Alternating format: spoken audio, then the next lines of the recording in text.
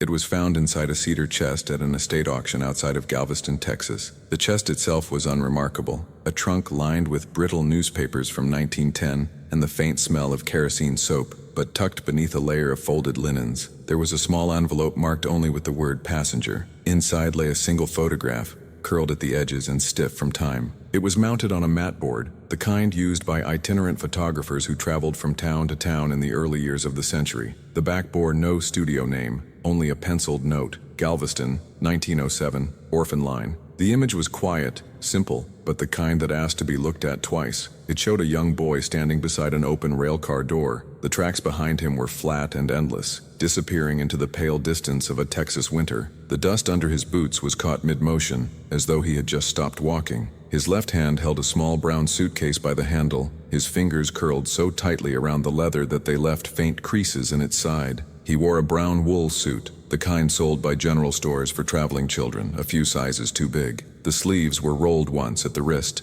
and the knees showed signs of wear. His shirt was clean but too white for the rest of him, freshly laundered perhaps by someone else's hands. The light in the photograph was soft and uneven, coming from behind the boy, washing the edges of his form in a faint halo. Behind him, the open door of the rail car gaped wide, a rectangle of perfect darkness that swallowed the boards inside. The words, Galveston Freight Line, were chalked faintly on the metal siding, letters beginning to fade under layers of dust. At first, nothing about the photograph seemed unusual. It could have been any boy waiting for a train, a traveler, an errand runner, a messenger sent with a note and a prayer. But there was something about his eyes. They weren't the eyes of a child being photographed. They were the eyes of someone who had already learned to say goodbye. When the photograph was first examined by the collector who bought it, he assumed the boy was about 10. The sharpness of his features and the way he stood stiff but deliberate suggested discipline, perhaps one of the orphans relocated westward during the years of rail placements. But then the collector noticed the smallest detail,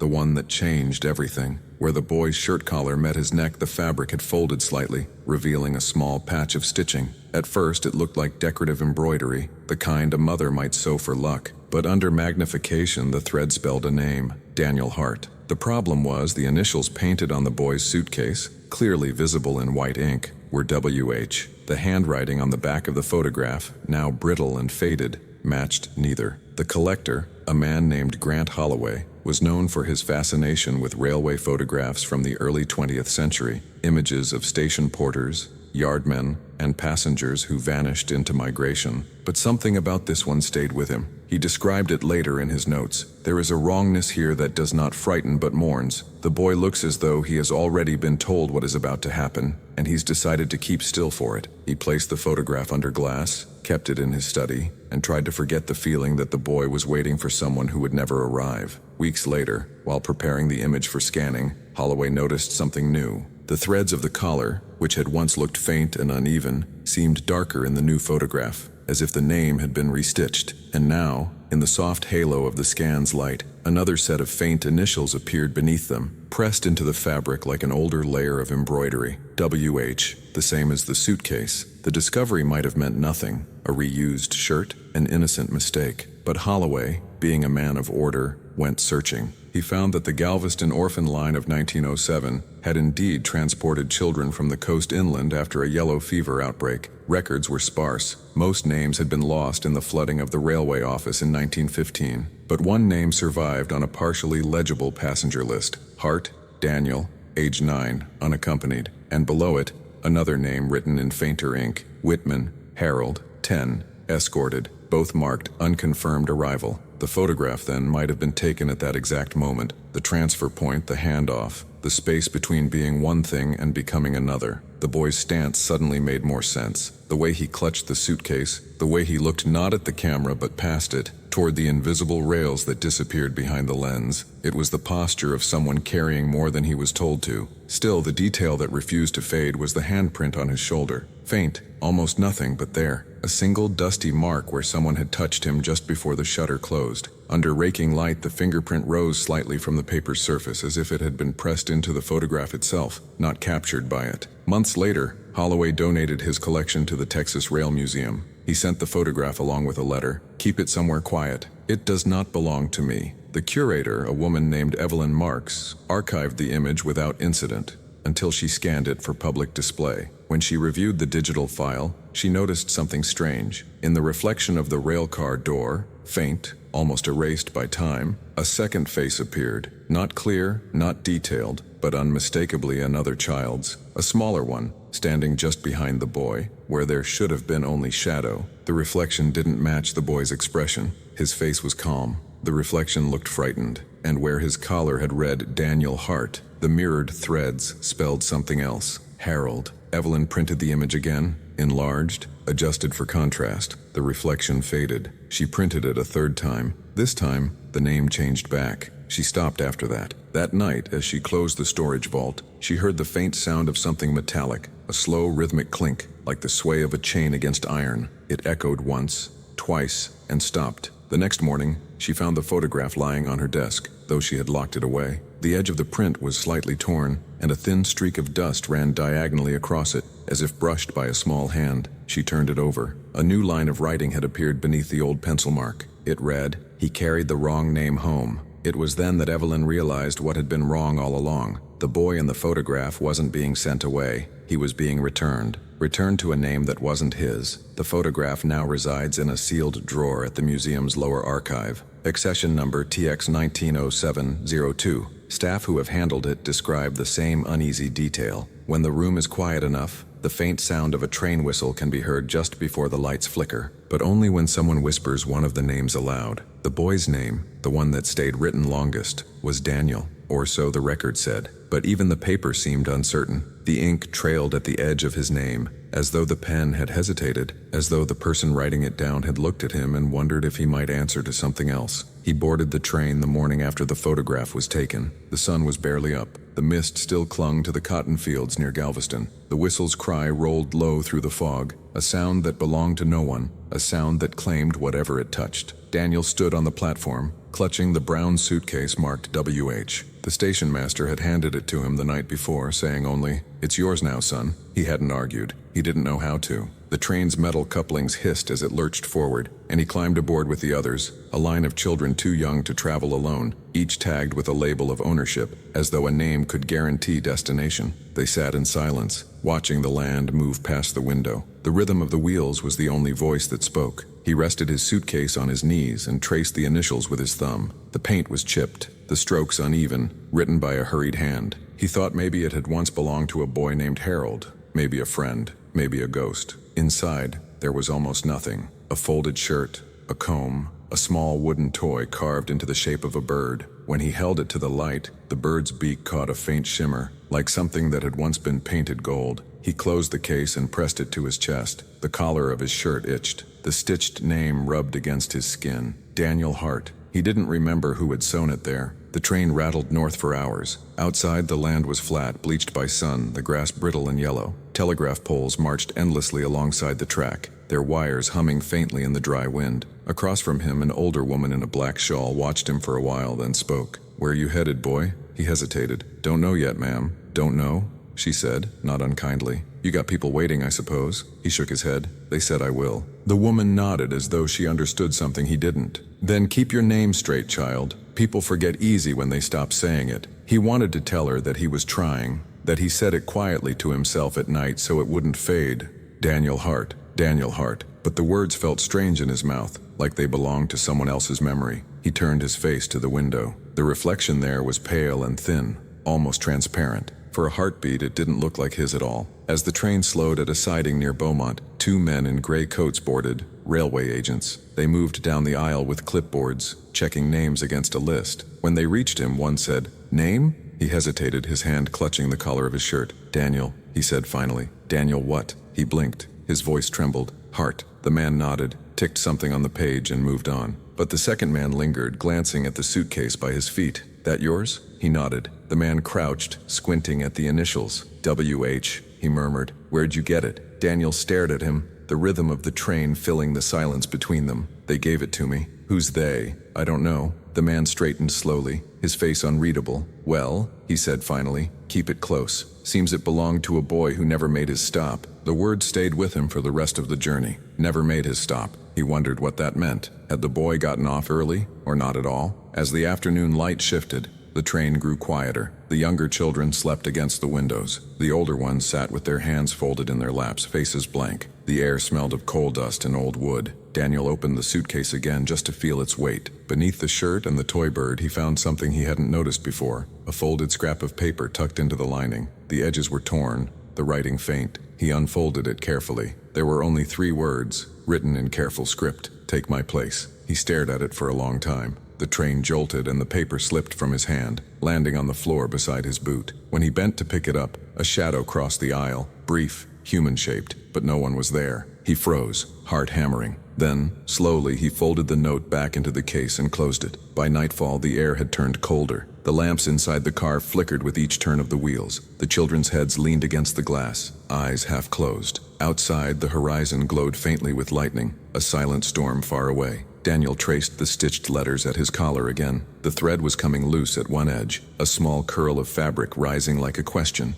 He pulled it gently and watched as one letter unraveled, the H. The train shuddered as it crossed a bridge. He pressed his hand to his chest and whispered the other name aloud, the one painted on the suitcase, Harold. The sound felt familiar, too familiar. He said it again, softer, Harold. The name fit differently in his mouth, as though he had spoken it once before, long ago, and had been waiting to hear it again. The next morning, the train reached a small town north of Dallas. The passengers were called by name, one by one, and escorted off the car. The agents ticked their lists and handed over papers to waiting families. When they reached Daniel, one of the men looked up and frowned. "Hart, Daniel," he read aloud. "Age 10. The other man shook his head. "No, we've got a Hart, but this one's listed as deceased." A pause. "Then who's this?" The boy didn't speak. He only held the suitcase tighter. The man sighed and scratched a note in the margin. "Well, he's here, ain't he? Mark him as arrived." He scribbled a word beside the name, present. The ink bled slightly on the page. That evening, the boy sat alone on the station bench while the other children were taken away. The air was warm and smelled of rain and iron. He waited until the lamps were lit and the platform emptied. When the last train passed, its whistle echoing into the night, he looked down at the suitcase beside him. The initials seemed darker now, fresh, as if just painted. He touched the fabric of his collar, the place where the name had once been sewn, and felt only smooth thread. No letters, no name, just skin. And in the distance, down the dark line of the tracks, a faint voice seemed to rise and fall with the hum of the rails. A child's voice, quiet and even, repeating the same words over and over. "Take my place, take my place." When morning came, the bench was empty. Only the suitcase remained, perfectly closed, its handle still warm to the touch. Inside, the paper with those 3 words was gone, but sewn neatly into the lining, in new thread, was a name, Daniel Hart. The records of the Galveston orphan line were eventually transferred to the state archives in Austin, a brittle collection of ledgers, train manifests, and handwritten intake forms, many warped from water damage. Most names were only half legible, eaten away by mildew or time. But in one folder, sealed between waxed paper, there remained a telegram. It had been sent on the morning of February 2nd, 1907, addressed to the Galveston Freight Office. Hart, Daniel, delayed. Substitute name pending approval. Transfer as per instruction 41. Confirm arrival of Whitman, H. The message was signed by an unknown agent. The handwriting was thin, nervous. That was the day the photograph was taken. The collector, Holloway, didn't know this part. The archives hadn't been digitized when he died, but in the years that followed, a researcher named Marion Yates reopened the file after seeing the photograph in an exhibition catalog. She said the boy's expression haunted her, not because it was sad, but because it looked resigned, as if he already knew what would be written on the telegram. She started to trace the orphan line, the routes, the children, the lists. It turned out that February of 1907 had been a season of confusion. A fever outbreak had left many orphans unaccounted for, and trains were redirected across the state. Some children were sent east, others north. A few simply lost to the paperwork. Families waited at platforms for names that were never called, and then there were the exchanges. If a child died en route, another could take his place. A cruel efficiency meant to keep the sponsorship numbers balanced. The ticket, the tag, the records, all reassigned to whoever was still breathing. No one would ever know the difference. Marion found one record, buried at the bottom of a ledger. Whitman, Harold, deceased in transit, unclaimed, body transferred to Galveston. But on the next page, the same handwriting appeared again, under the next date. Whitman, Harold, arrived safely, placed with caretaker in McKinney County. She stared at the 2 entries for a long time. The ink was identical, the pen stroke continuous, as if the second name had been written by the same person, perhaps to replace what had been erased. She wrote to the museum curator, Evelyn Marks, asking if the photograph had any inscription on the reverse. Evelyn sent back a scan. The faint pencil lines were clear enough to read now. Galveston, 1907, orphan line,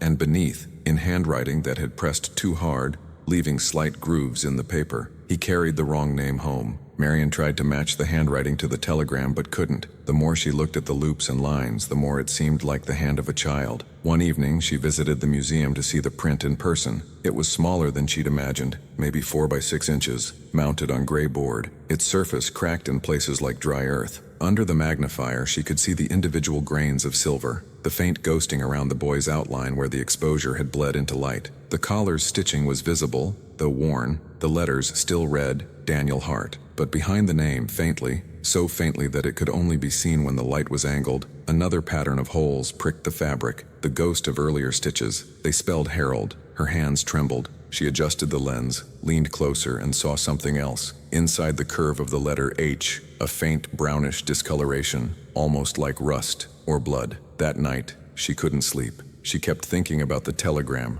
about the efficiency of loss. One boy dead, another renamed. The line kept moving. The math was perfect, the morality erased. In her dream, the train ran forever. The windows showed nothing but fog, the names on the passenger tags flickering like candle flames. A conductor walked down the aisle whispering, "Next station, replacement," and at the end of the car sat the boy from the photograph, holding the suitcase, the collar bright against his throat. He turned his head slowly toward her. "Do you remember me?" he asked. But when she tried to answer, her own voice came out in 2 tones at once, one saying Daniel, the other, Harold. The sound woke her. Weeks later, she returned to the archive to compare handwriting samples. When she opened the box marked G 1907 transfer log, she found that several of the documents had been rearranged. The telegram that mentioned both boys was missing. In its place lay a new sheet of paper, a photograph inventory, typed on a museum letterhead. It listed only one image: boy with brown suitcase, Texas railcar door, 1907, accession TX 1907-02. Condition, good. Notations, reverse inscription, he carried the wrong name home. Additional markings, faint second name under fabric, believed to be same individual. Someone had stamped verified across the bottom in red ink, but the signature line was blank. The longer Marion studied the case, the more the edges of the story blurred. The photographs of other orphan transports showed the same scene repeated: children with suitcases too big, collars too clean, tags with names written twice. It wasn't a single error. It was a system built on forgetfulness. She began to wonder whether Daniel, or Harold, had ever truly existed as separate boys, or if the process itself had merged them, like 2 negatives exposed on the same strip of film. Maybe one boy had died, and the other inherited not only his name, but his memory. Maybe, by the time the photograph was taken, he didn't know who he was anymore. The light in his eyes, that stillness, it wasn't resignation, it was recognition. He had seen himself twice. That theory would have stayed just that, a theory, if not for what happened next. One rainy afternoon, the museum's night guard, a man named Clarence Doyle, reported a disturbance in the lower archives. He said he'd heard a child's voice near the storage drawers, humming, faint like a lullaby. When he followed the sound, it led to the drawer labeled TX 1907-02. The drawer was slightly open. Inside, the photograph lay face up. But the boy's eyes, which had always been turned slightly away in every reproduction, now looked directly at the camera. Clarence swore under oath that he hadn't imagined it. He quit 2 days later. When Marion heard the story, she asked Evelyn to remove the photograph from display. Evelyn agreed more reluctantly and stored it in a sealed envelope. But before she did, she looked one last time. The threads on the collar had frayed more than before. The name was barely visible. She leaned close, tracing the faint letters, until she realized there was a new line of stitching below the old one. Not thread, but pencil, as though someone had written directly onto the paper print. It read, "I took his place." The next morning, when the staff arrived, they found the envelope empty. Only a thin rectangle of dust remained where the photograph had been, and on the metal drawer front, written in that same faint pencil, was a single word: present. Years later, long after the museum closed its exhibit and the archives were digitized, the photograph resurfaced in an estate sale catalog in Austin. The seller claimed it had come from a private historical collection, though no museum admitted to the loss. The description read simply, "Unknown boy with suitcase, Galveston, circa 1907. No mention of the name, no mention of the note." The image, however, was unmistakable. The same boy, the same half-open railcar door. But the photograph looked slightly different now, as though the negative had shifted with time. The edges were softer, the contrast dimmer, and in the pale space near the boy's shoulder, where once there had been only empty light, there was now a faint, second outline. Not a person, not quite, just the ghost of one. A collector in Vermont bought it. He specialized in early American portraiture, not folklore. To him, it was only a curiosity, a relic of migration and hardship. He framed it behind glass, hung it in his study, and forgot it. But visitors sometimes mentioned that they didn't like looking at it for long. Something about the boy's eyes, they seemed to move, not across the room, but inward, like he was watching a thought unfold inside you that wasn't yours. And then there was the reflection. In low light, if the lamp was turned just right, the mirror of the glass showed another boy standing beside him, smaller, fainter, with one hand lifted toward the suitcase handle. The collector dismissed it as coincidence, a trick of double reflection. But one evening, while polishing the frame, he noticed something new. A hairline crack had formed across the bottom edge of the glass, running diagonally through the boy's hands. The fracture divided the suitcase cleanly in half. Behind the split, something dark seemed to fill the case. Not paint, not shadow. Something that looked like smoke, curling and delicate, trapped under the glass. That night, he dreamt of a train. The same train, he was sure, though he had never seen it. Its whistle came low through fog, its windows glowing with a soft golden light. Inside, rows of children sat perfectly still, each with a tag pinned to their chest. Some tags were blank, some written over others. As the train moved, he saw the names begin to blur, letters sliding across each other, merging, rearranging, until every tag read the same single word, present. He woke in darkness. The house was silent except for the faint creak of settling wood, but somewhere, beneath that stillness, he heard it. The quiet metallic sound of a chain shifting, the distant echo of rails under weight. He turned on the lamp. The photograph was gone from the wall. They found it days later, lying flat on the study floor. The frame splintered, the glass shattered outward as though something had pushed from the inside. The boy's image was smudged now. The emulsion rubbed faintly at the edges, but the suitcase was clear. It no longer bore the initials WH, it now read DH, and the collar, for the first time, was perfectly blank. No thread, no name, just the fold of fabric, catching the light. By the time the story reached the museum, the photograph had changed hands again, but every reproduction after that looked slightly altered,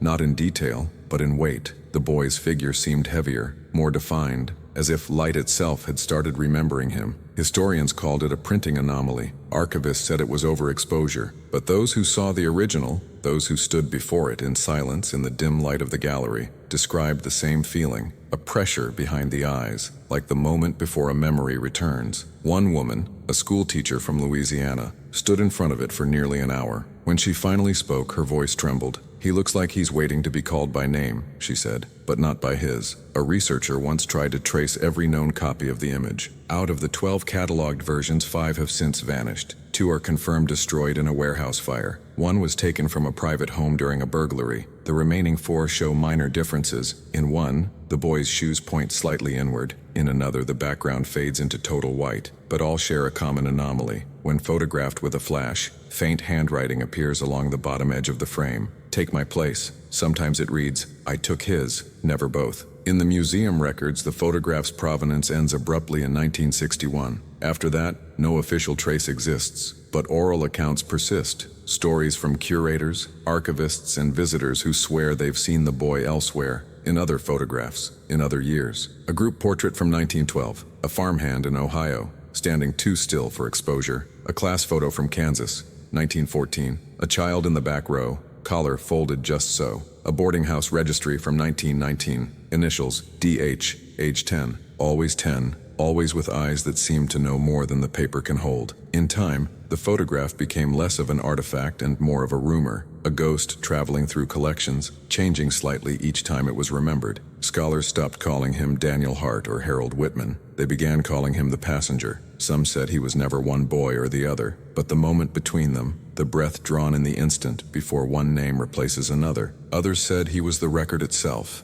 the sum of every forgotten child whose name had been exchanged on the ledger. And still others believed something simpler and sadder, that when the world decided who he would be, he stayed behind, waiting for someone to say his name right, one last time. Those who've seen the photograph in person all agree on one thing. No matter where it's displayed, no matter the lighting or the distance, the boy's gaze always finds you. It's not accusatory, not frightened, just knowing, as if he's wondering which name you're carrying that isn't really yours. When the film of time is finally stripped away, when the glass yellows, when the paper flakes, the boy will remain there, standing in that eternal stillness by the open railcar door, the wind tugging at his sleeve, the sky forever on the verge of dusk. No one knows if he ever boarded the train, but if you listen closely, in the silence between the rails you can almost hear it, the faint hum of a voice, repeating softly, as if reminding the earth who he was. Present, there is something peculiar about photographs from that era, the way they hold stillness not as a pause but as a form of endurance. Every frame is a survival,